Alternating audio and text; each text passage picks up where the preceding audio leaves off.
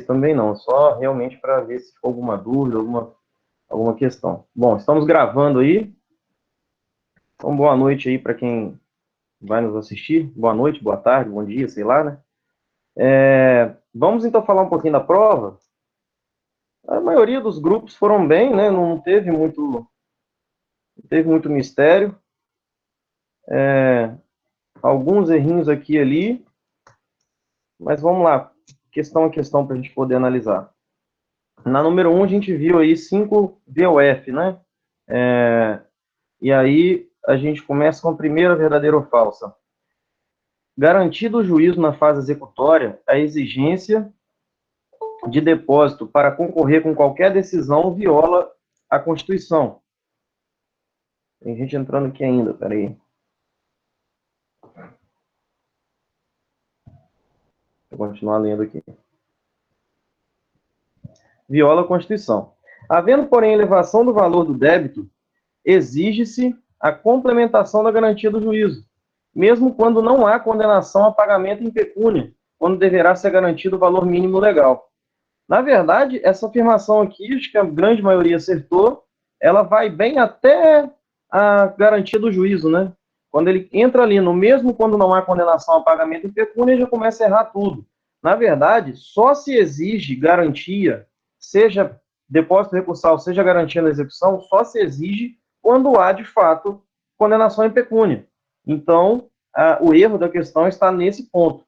Né? Acredito que nesse daqui a grande maioria acertou e a gente não teve muitas dúvidas. Mas se alguém tiver alguma dúvida com relação a essa questão, quiser colocar no chat aí, fica à vontade. Beleza? Mas o erro dela está nessa parte, né? Quando não é em pecúnia, então não tem o que fazer, não tem que garantir a mais. Não tem essa de mínimo legal. O mínimo legal é quando você tem um valor, né, de custas que não tem nada a ver com o depósito. O valor das custas é tão baixo que fica inferior a 10,64, né, R$10,64. Mas não tem esse mínimo legal em relação a depósito recursal, não. Tá? Existe o máximo, tem o teto, né? Não precisa pagar mais do que está no teto. Mas, no caso, se você não tem condenação em pecúnia, não tem que depositar em nada. Beleza? A número 2 fala: antes das razões finais, no procedimento ordinário, deve ser procedida a segunda proposta de conciliação. Número 2 não, né? Segunda, verdadeiro ou falso. Antes das razões finais, no procedimento ordinário, deve ser procedida a segunda proposta de conciliação. Errado, né? Aqui, na verdade, houve uma inversão de ordem. O nome razões finais, às vezes, faz a gente se confundir, e essa era uma questão mais ou menos pegadinha, né? Porque o nome razões finais faz a gente se confundir e achar que ela é a última coisa que acontece na audiência. E não é, né? As razões finais, elas são anteriores, né, à segunda proposta de conciliação. A segunda proposta de conciliação é a última coisa que acontece na audiência antes da sentença. Então, aqui houve uma inversão da ordem. Por isso que essa questão é falsa. Beleza? Eu vou passando de questão em questão aqui. Se vocês tiverem dúvida, coloca no site, no chatzinho aqui, tá, galera? E aí eu vou ler, né, para quem estiver assistindo em casa, e vou responder, tá? Continuando aqui, então. A terceira VOF. Essa terceira VOF, ela tem alguns erros, né? Ela diz: as razões finais do processo de trabalho, segundo o regramento da conciliação das leis do trabalho, são faculdade do juiz. Primeiro erro. Razão final não é faculdade do juiz, né? É direito da parte. Nunca poderão ser escritas. Segundo erro. Na verdade, o certo é ser oral, né? Mas, se o juiz entender que a situação é complexa, se o juiz quiser dar mais, às vezes, celeridade, dependendo da situação, ele pode converter essas alegações finais orais em memoriais escritos. E aí ele vai dar o prazo que ele quiser, inclusive. Né? Ele nem precisa de dar o prazo lá do CPC. Ele vai dar o prazo que ele entender prudente de acordo com a complexidade da situação. Então, esse é o segundo erro. Elas podem ser escritas, sim, a critério do juiz. Né? E as partes têm 20 minutos para aduzi-las. Esse é o outro erro. São 3 erros, então, né? Porque não são 20 minutos, são 10 minutos para alegações finais. Beleza? Então, esses são os 3 erros. Primeiro, que são direito da parte, não faculdade do juiz. Segundo, que elas podem, sim, ser escritas a critério do juiz. E terceiro, não são 20 minutos, são 10 minutos. Tá? Acertou inteiramente a questão quem achou os 3 erros. Beleza? Se você não achou algum, é possível que eu tenha tirado alguma pontuação. Tem gente entrando aqui ainda. Espera aí. Continuando, então. A quarta VOF. Não ocorre deserção de recurso da empresa em liquidação extrajudicial por falta de pagamento de custas ou de depósito do valor da condenação. Esse privilégio, todavia, não se aplica à massa falida. Na verdade, o que acontece aqui é que ele inverteu, né? Na verdade, é a súmula 86 do TST, que está descrita aqui. E ele inverteu a situação. Não ocorre deserção de recurso quando ela é massa falida, né? Não da liquidação extrajudicial. Inclusive, esse benefício não alcança a liquidação extrajudicial. Então, aqui só houve uma inversão. O massa falida está onde deveria estar a liquidação extrajudicial e a empresa em liquidação extrajudicial está onde era para estar a massa falida. Beleza? Foi uma inversão mesmo da súmula. Por isso que está falsa a questão. Se eu não me engano, teve até um grupo que colocou, simplesmente copiou e colou a súmula 86. E aí eu tirei alguma pontuação. Por quê?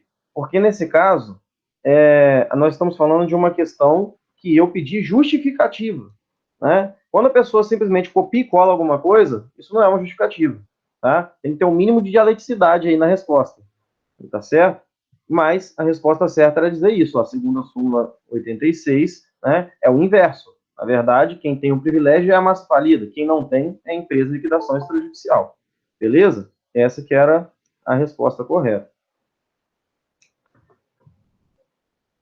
Bom, a última questão, VOF, é a única que é verdadeira, né? Ela diz, opa, travou a língua. É ônus da parte recorrente efetuar o depósito legal, integralmente em relação a cada novo recurso interposto, sob pena de deserção. É aquilo que eu falei na aula para vocês. Não é que eu vou fazer pegar o valor máximo do próximo recurso e diminuir pelo anterior. Não. Eu vou pagar tudo no primeiro, tudo no segundo, tudo no terceiro, até completar o valor da condenação. Né? Então, a cada novo recurso, eu tenho que pagar integralmente, sob pena de deserção, correto. Atingido o valor da condenação, entretanto, nenhum depósito mais é exigido para qualquer recurso. Correto. Então, esta última alternativa aqui é verdadeira, né? A grande maioria também acertou. Beleza? Acho que com relação a número 1, não temos não temos dúvidas, né? Aparentemente. Aqui no chatzinho ninguém falou nada. Vou prosseguir então para número 2. Beleza? Vamos lá. A número 2, ela, na verdade, até uma aluna chegou a comentar comigo que não entendeu muito bem, não estava conseguindo fazer essa número 2, porque eu acho que ela... Deixa eu ver se é essa mesmo. Acho que é essa sim. Porque ela achou que era uma questão do que concursos ou coisa assim. Na verdade, essa questão, ela realmente é uma questão que, se você olhar no que concurso, tem uma bem parecida. Eu usei ela até de padrão, mas eu nunca uso que concursos em si, né? Eu sempre mudo quando eu pego por exemplo, para me dar uma luz, né, para fazer questão e tudo mais, mas eu sempre transformo numa questão minha. Por isso que as pessoas às vezes confundem, né? Mas vamos lá. Em relação aos princípios e efeitos recursais, observe as proposições abaixo e, ao final, aponte a alternativa que contém proposituras corretas. Número 1. O efeito translativo autoriza, em questões de ordem pública, que o julgamento ocorra ultra ou extra petita, bem como que não se observe o princípio da non reformatio in pejus. Inclusive, na aula mesmo, eu cito alguns exemplos, né, de você recorrer e ter reformatio in pejus por causa do efeito translativo. Por exemplo, quando o tribunal ele percebe uma prescrição, ele percebe que tem uma incompetência absoluta e por aí vai. Né? Então, esse número 1 está completamente correto. A número 2. O efeito devolutivo pode ser examinado apenas em relação à sua extensão, mas não em relação à sua profundidade. Errado. O efeito devolutivo do recurso, especificamente do recurso ordinário, principalmente, né, do recurso ordinário, ele é completo, igualzinho da apelação. Né? Ele vai ser examinado também em relação à sua profundidade, não só em relação à sua extensão. Então, essa número 2 está errada. Então, até agora, só a número 1 está correta. Número 3. O efeito expansivo permite que o tribunal, nos casos em que a sentença tenha julgado extinto o processo por ausência de pressupostos processuais ou condições da ação, adentre ao julgamento do mérito, Por exemplo, quando a demanda versar exclusivamente sobre matéria de direito. Sim, tem outros casos também? Tem outros casos também. Mas quando a demanda é de matéria apenas de direito, significa que você não precisa de fazer, precisa de ter uma instrução probatória, já que o que você está discutindo é apenas o direito. Então, o tribunal, uma vez que ele encontrar o caso que foi julgado extinto por ausência de algum pressuposto, que o tribunal percebe que esse pressuposto está ali, né? Ou ausência de uma condição da ação, o tribunal percebe que essa condição da ação está ali, então ele não precisa de devolver para o juiz, né? Ele pode aplicar aqui o efeito expansivo e julgar de uma vez, né? A gente aplica, inclusive, integralmente aqui o CPC, tá? Então, a número 3 está correta, né? Eu lembro que a aluna, quando me perguntou, ela falou exatamente desse número 3. Ela falou assim, Osório, mas quando a demanda versar exclusivamente sobre matéria de direito, esse é um exemplo, é só você ler o número 3 direitinho, que você vai ver, por exemplo, quando versar por matérias exclusivamente de direito. Não é o único caso, obviamente, né? Quando a causa estiver madura, mesmo quando não tenha matéria exclusivamente de direito, quando a causa estiver madura, ou seja, toda a instrução já tivesse acontecido, ele também vai poder julgar, né? Mas aqui, como tem um por exemplo, isso faz com que a questão 3 aqui fique também correta, beleza? Então, a 1 e 3 são corretas até agora. Falta a gente dar uma olhada na 4. Ele quer a correta, né? As corretas. 4. O princípio da dialeticidade não exige que o recorrente decline as razões de seu inconformismo com a decisão hostilizada. Pelo contrário, né? O princípio da dialeticidade é exatamente isso. É a exigência de você declinar as razões, né, com a decisão. Você vai fazer um contexto da decisão e vai impugnar a decisão de maneira a explicar por que ela está errada, né? O princípio da dialeticidade é isso. É você discutir com a decisão. Se você simplesmente recorre por recorrer, como se você estivesse falando, se a decisão falou A e você fala B, isso daí faz com que o princípio da dialeticidade não seja realmente efetivado nesse caso.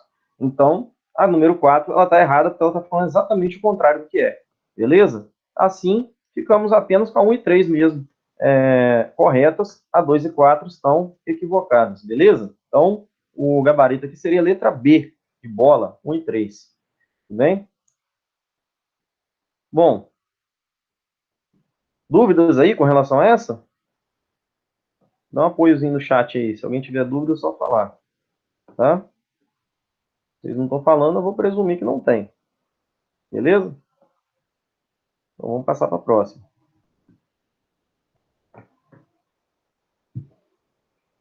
Número 3. A 3 teve algumas pessoas que erraram, né?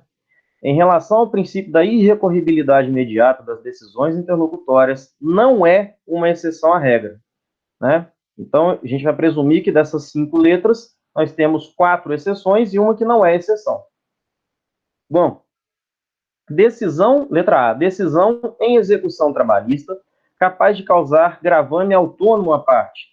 Essa é, sim, uma exceção à regra. É uma exceção jurisprudencial, inclusive. Na própria aula eu comento isso com vocês, e no materialzinho de vocês eu até exemplifico com jurisprudência a respeito, né? O que seria esse gravame autônomo? Seria aquela situação que você está numa execução e que, embora a decisão seja interlocutória, ela é dada de uma maneira que a consequência dela praticamente encerra a execução para você. Você não tem mais o que fazer, né? Ela tem uma natureza interlocutória, porém com caráter terminativo, né? Daí a doutrina chama de gravame autônomo. Nesses casos, os tribunais aceitam, sim, recurso, tá? Embora seja uma decisão interlocutória. Logo, isso é uma exceção. A questão que é uma que não seja exceção. Então, a gente não pode marcar a letra A.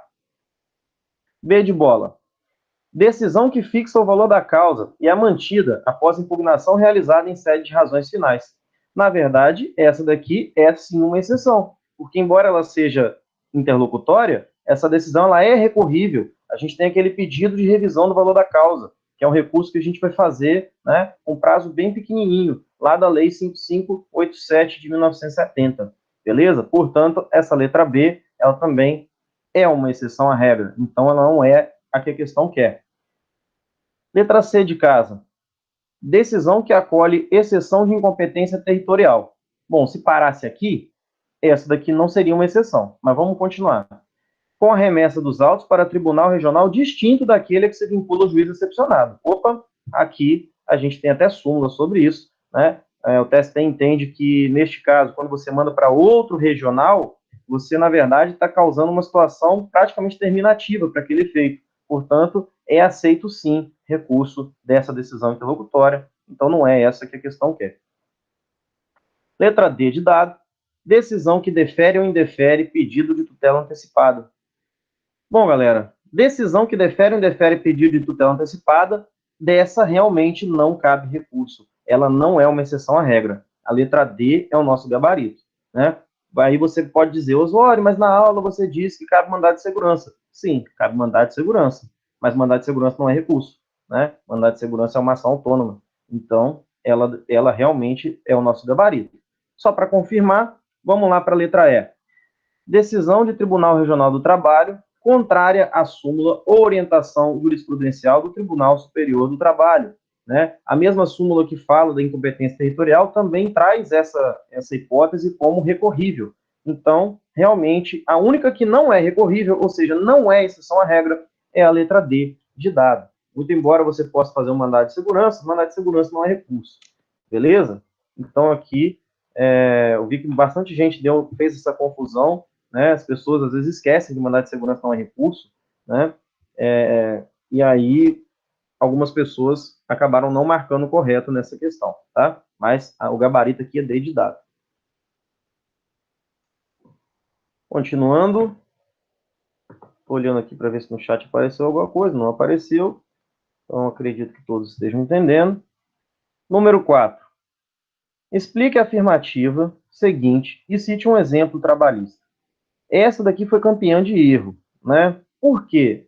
Porque quando eu peço para a pessoa explicar e citar um exemplo trabalhista, a gente tem casos que a pessoa não cita exemplo trabalhista e a gente tem casos que a pessoa simplesmente repete o que foi falado, em vez de explicar o que foi falado, né? Na verdade, olha só o que diz a frase. Nenhum juiz decidirá novamente as questões já decididas relativas à mesma lide, salvo se... Espera só um pouquinho, está chegando gente aqui. Bom, voltando. Salvo se, tratando-se de relação jurídica de trato continuado, sobreveio modificação no estado de fato ou de direito, caso em que poderá a parte pedir a revisão do que foi estatuído em sentença. Né? O que é essa frase aqui? Na verdade, o que essa frase quer dizer é o seguinte, quando você tem um trânsito em julgado, ainda que se trate de uma condenação de trato continuado, o trânsito em julgado, ele é realizado no momento que você tem o prazo para recurso esvaído. E naquele momento, existe uma certa situação. Né? Só que esse trânsito em julgado, ele não pode prever o futuro. Ele não é mãe de Ná.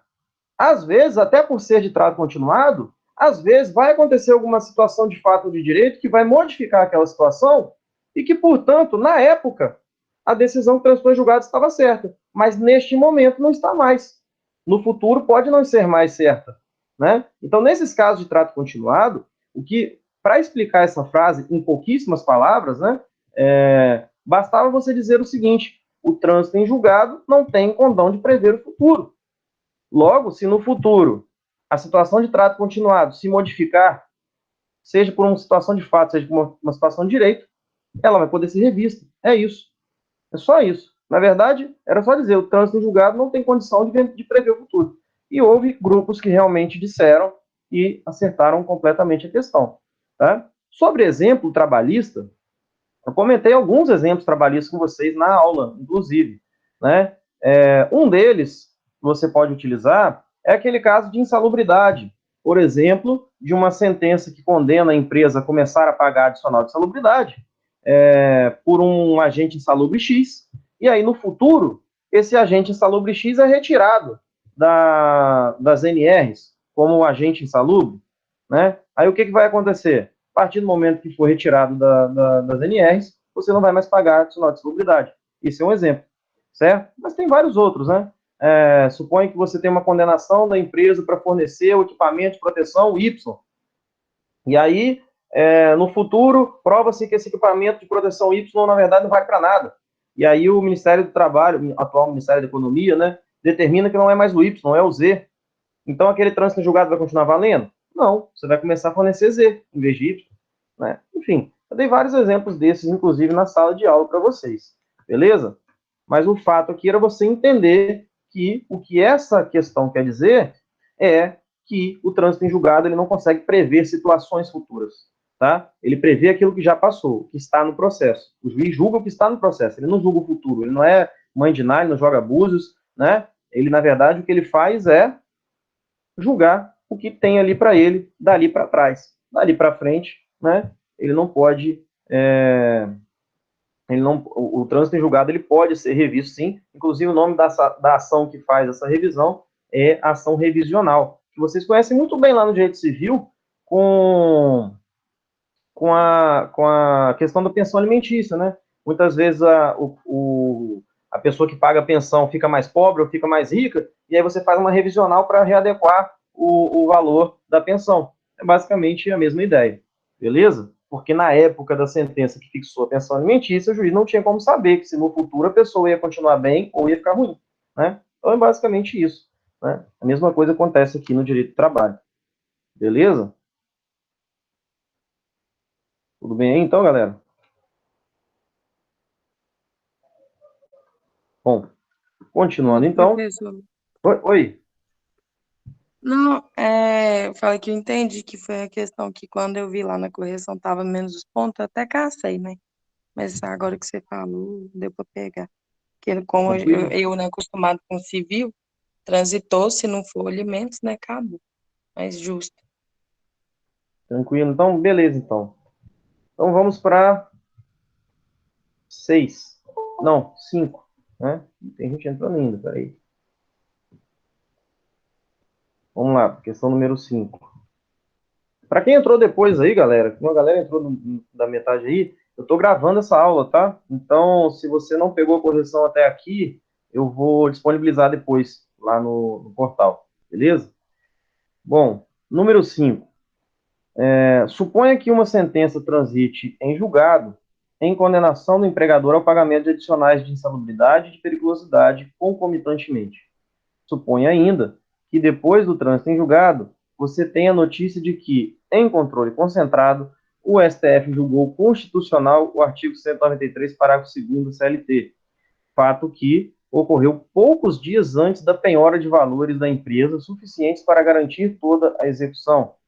Neste caso, considerando que a penhora ocorreu ontem, quais seriam os remédios processuais adequados para se mitigar a coisa julgada, de modo que a empresa fique obrigada a pagar apenas um dos adicionais?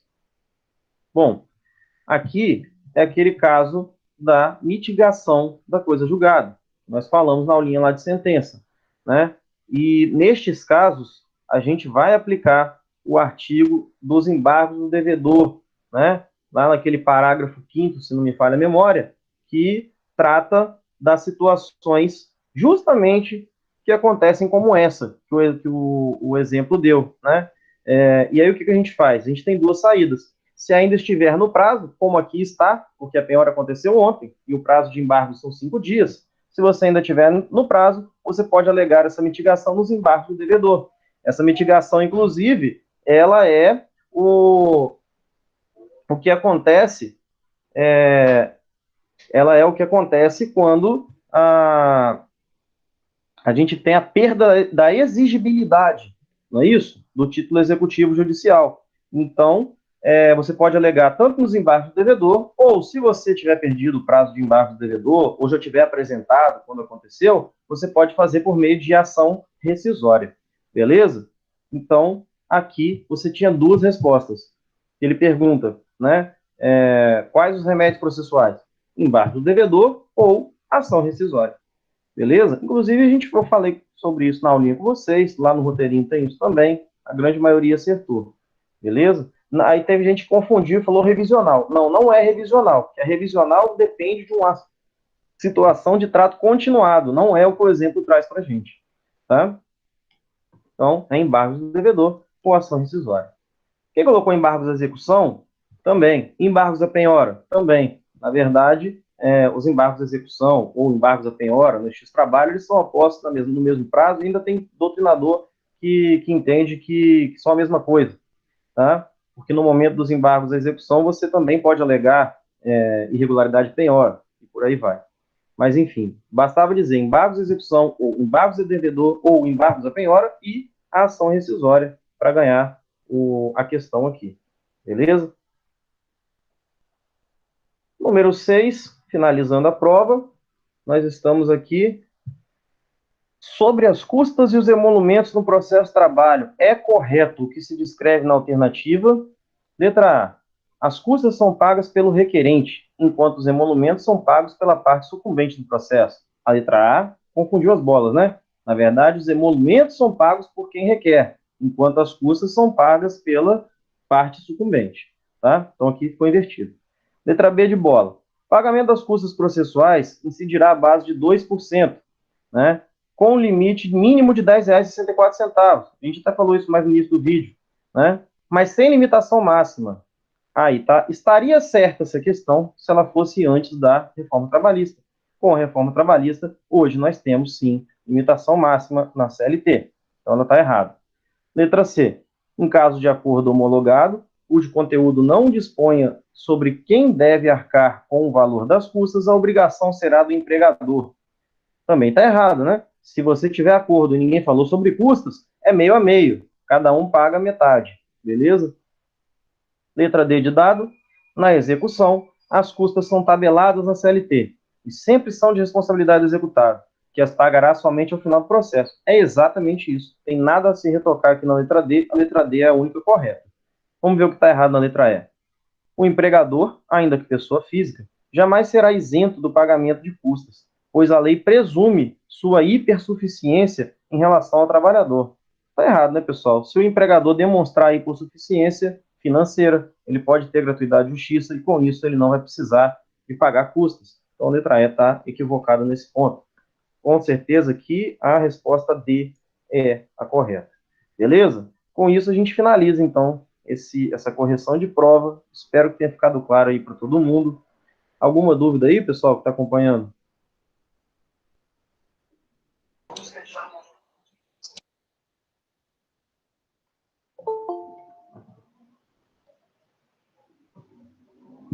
Tranquilo, então?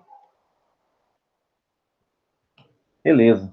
Então, vou pedir licença aqui para quem entrou agora. Acho que a Fabiana entrou agora, né? A gente terminou, tá, Fabiana? Mas eu vou fazer o seguinte, vou tornar a falar. A gente já fez toda a correção da prova e eu gravei essa correção e vou lançar lá no portal, beleza? Então, boa noite para vocês, pessoal. Bom falar com vocês aí um pouco fora daquela questão de só gravar, ainda que eu não tenha falado com todos vocês, que é uma pena, né? Boa noite para todo mundo. Um grande abraço para vocês aí. Boa noite. Obrigado, professor. Valeu. Osório, deixa eu fazer uma pergunta. Eu também tenho uma questão. Posso fazer uma pergunta? Que bom, vamos lá, fala aí. Não, em relação a essa prova, em relação a P2, você tem algum formato? Vai ser no mesmo estilo da P1? Mesmo estilo. Mesma coisa, né? Mesma coisa. Perfeito, muito obrigado. Beleza, mas quem que falou alguma coisa aí? Não, era o mesmo questionamento, se eram os mesmos moldes, os mesmos grupos. Enfim. Mesma coisa. Vai ser bem parecido, só as questões vão mudar porque o assunto é diferente. Beleza? Ah, tá, mas vai ser a partir dos assuntos da P1 ou vai ser do conteúdo do semestre todo? Não, só da P1 para frente. Tá? Beleza, obrigado, professor. Beleza, então. Um abraço para vocês, gente. Fique com Deus e de paz. Abraço, professor. Valeu. Amém. Valeu.